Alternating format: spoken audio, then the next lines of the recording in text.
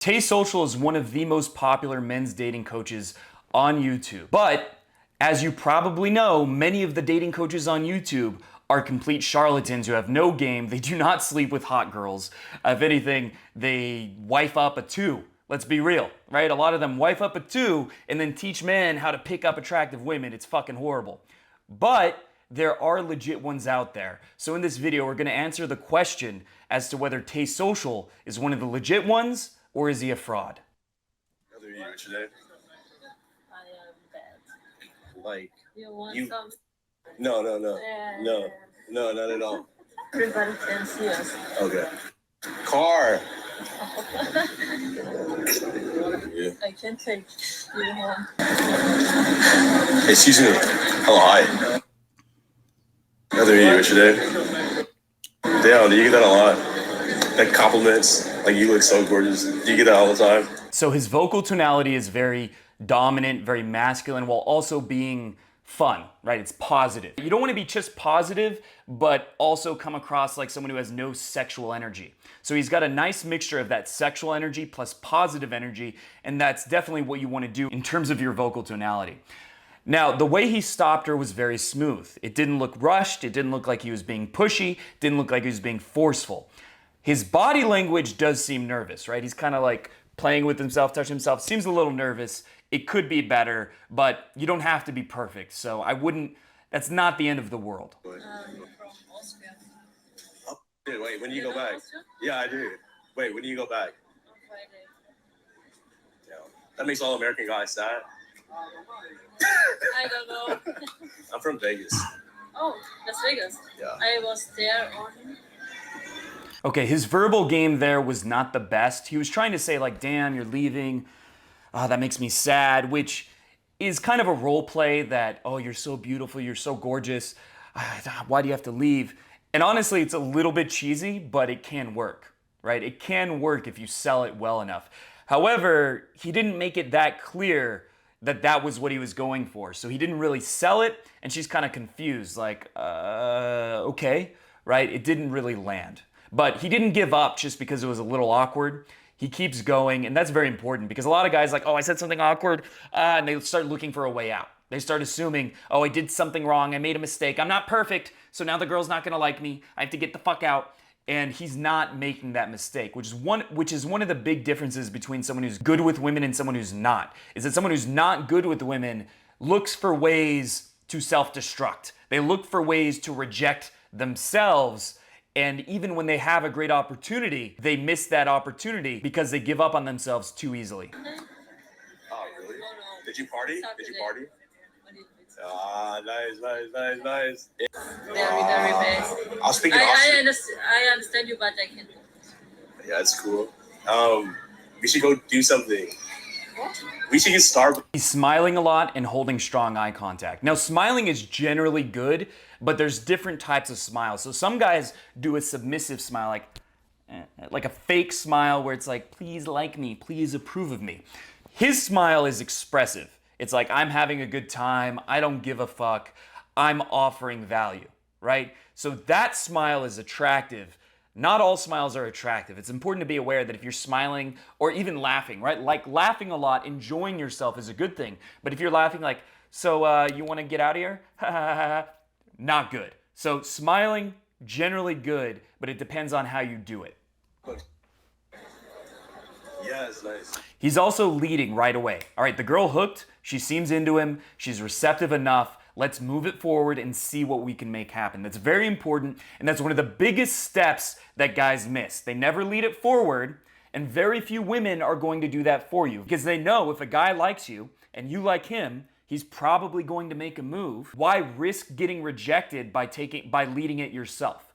Most women will not do that, and a lot of guys, the reason they don't get any results from game is that they don't lead. Okay, so do you like Austria, you say? Yeah, it's nice. Okay, so do you like Austria, you say? Or do you like America better? Which one? I like. That's a very simple way to keep the conversation going. It's talking about contrast. It leads there to be some potentially emotional conversation about what's good about Austria, what's bad about America, whatever.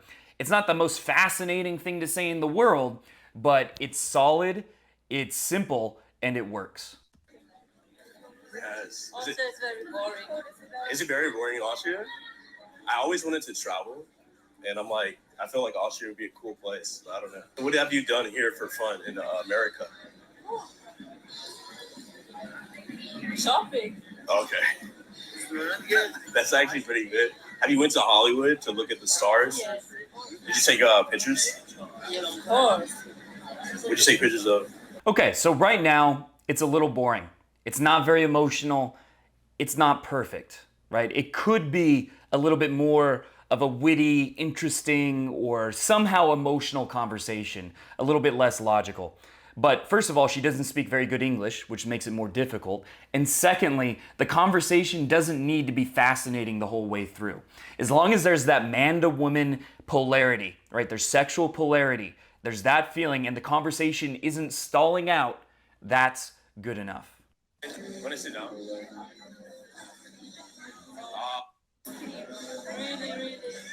Right here? Okay, he's leading more. He's turning it into a date. Want to sit down? That's very important because you want to make sure that you're constantly moving things forward, turning it into a more date-like scenario so that she doesn't feel like you're some random guy picking her up. She feels like she's on a date with you. So the fact that he's doing that without hesitation, he's just going for it, is a very good sign that he knows what he's doing. I have to go and see my friend for the birthday thing, but I want to hang out after that. Today? Yeah. You're sleeping with me later since you go to sleep. Yo, and you need fun. You only be here. Sometimes I sleep. I don't sleep. Sometimes. You should do that tonight. Don't sleep. I'm gonna say what's up and then I'm gonna leave. Say I yeah. drive back to my hotel. No. Yeah. I'm gonna say what's up and then I'm gonna leave. You should do that tonight. Don't sleep. Okay, so he cut out some of the conversation, but it kind of looks like he's saying we should hang out later, and he hasn't found out if he could be doing something with her right then, right? So it kind of seems like he's shooting himself in the foot a little bit. Why isn't he finding out if she's available to get drinks, to smoke, to play some board game, whatever? Why isn't he trying to find out if she's available to do that right now? Instead, he's just going for the number for later. So that seems a little bit odd. Say I yeah. drive back to my hotel. No. Yeah. How long do you think that would be? 30 minutes. Damn, 40 minutes. No, 20. Go to your friend and I go to my house. Okay, I like how sad he sounds, right? There's something very charming about the way he's doing that. Like, oh, I guess.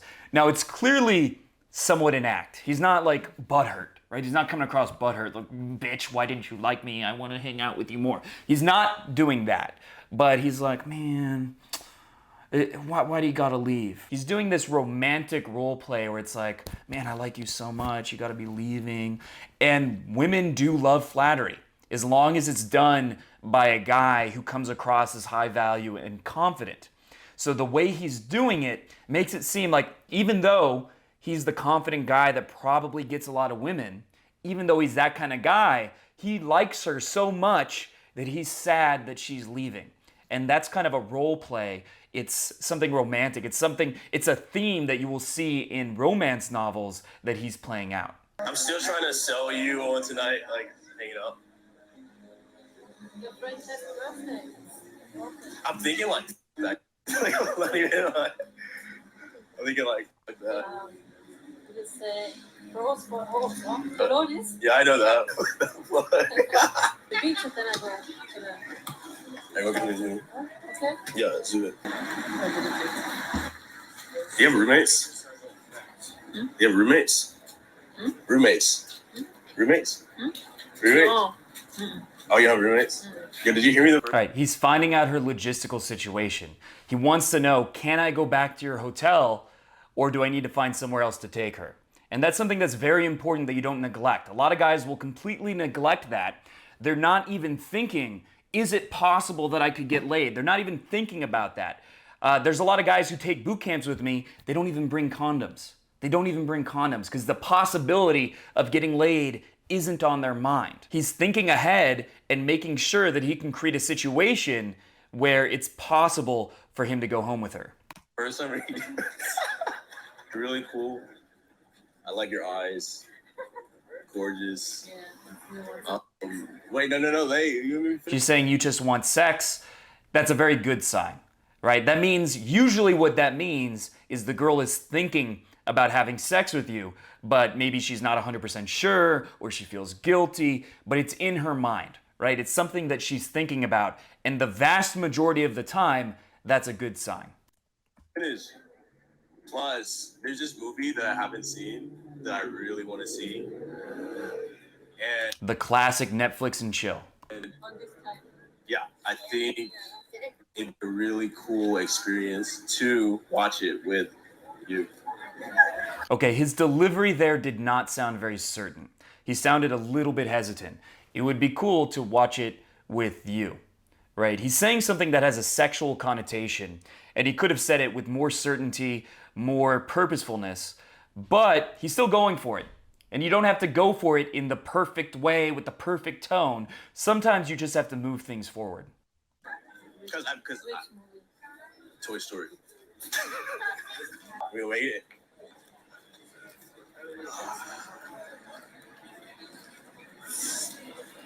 That's soft hands. It's cold. Oh, As far as shit, yeah. I can take you home. Alright, shit. And then he ends up bringing her home. So that was overall, that was a good infield. That was a good example of the power of leading and why it's so important to have positive energy, but also masculine intent, right? You're also creating sexual energy. You're creating that polarity. He's doing both of those things very well. Now, his verbal game, it wasn't perfect, right? He wasn't the wittiest. He wasn't saying the most interesting things ever. But verbal game is kind of like the tip of the iceberg.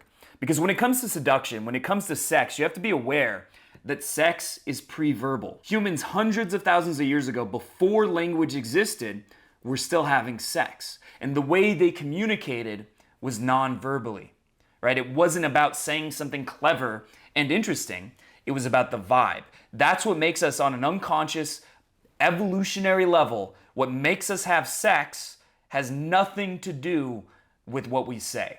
Now, what you say is still important, and I think his verbal game could be better, but what he's demonstrating is really important to understand because so many guys, they just don't have the right energy. They're approaching in a way that is stiff, mechanical, emotionless, logical. There's no sexual energy, there's no fun, there's no expressiveness, there's no tension, and that's why women find them boring. That's why women friend zone them.